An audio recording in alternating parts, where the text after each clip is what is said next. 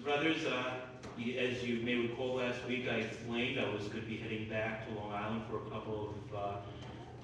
couple of days back to the old country for the funeral of my favorite high school teacher, Mrs. Valenza, who passed away the week before. And thank you for the prayers for Mrs. Valenza's soul, and thank you for the prayers for her family.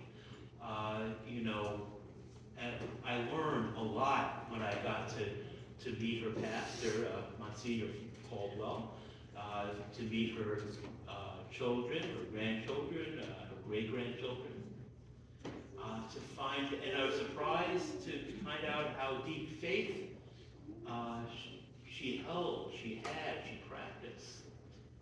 Of course, I was a public school kid, so there was very little that ethically that she could do to share her faith in words. But she practiced it, huh? I did not know how deeply she had a devotion to the Sacred Heart of Jesus. How this great teacher had a devotion to another great teacher, St. Anthony of Padua. How she was indeed had a great devotion to her namesake, the saint she was named after, St. Rita of Cascia.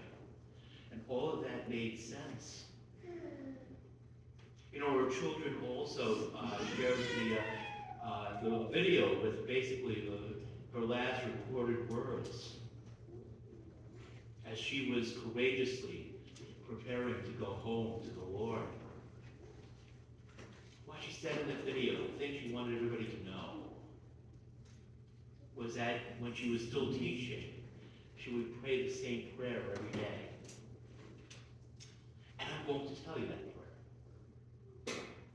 And she would pray, "Dear God, please fill me with your peace and love so that I can bring it to everyone that I meet today, because so many of my students just need tender loving care, and everyone needs to be touched with peace and love."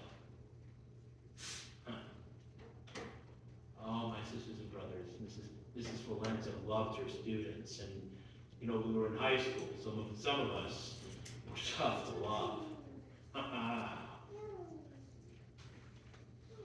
And she witnessed the gospel without ever telling us about the gospel.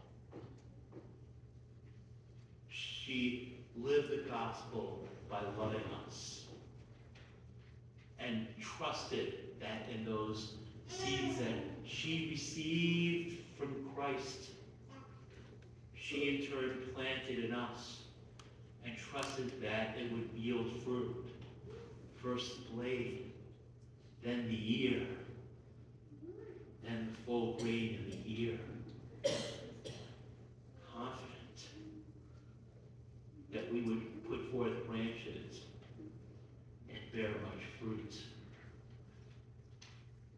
When I learned of her passing, sisters and brothers, I pulled my high school yearbook off my shelf. I hadn't packed it yet.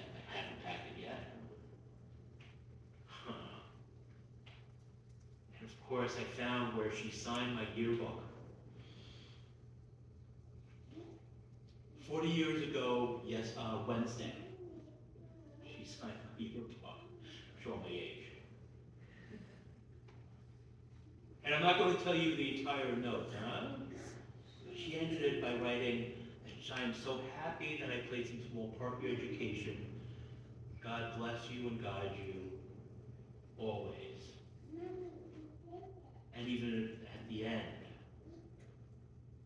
she witnessed in words God's love. Oh, my sisters and brothers, many of us, most of us, almost all of us, work in the secular world, where our ability, ethically, practically, to proclaim the gospel with words might be limited.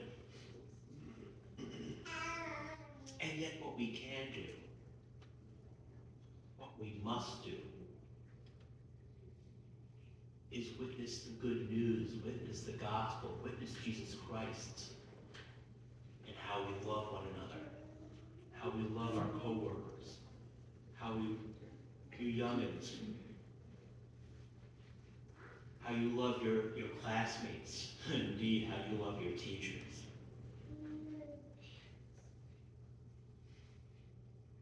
So that living the gospel of love, we may flourish like a palm tree and bear fruit, even in old age. So that as we aspire to please God, whether we are at home or away, as we prepare, as Mrs. Forlenza prepared, to appear before the judgment of Christ, we may each receive recompense according to what we do in the body. Praise be Jesus Christ.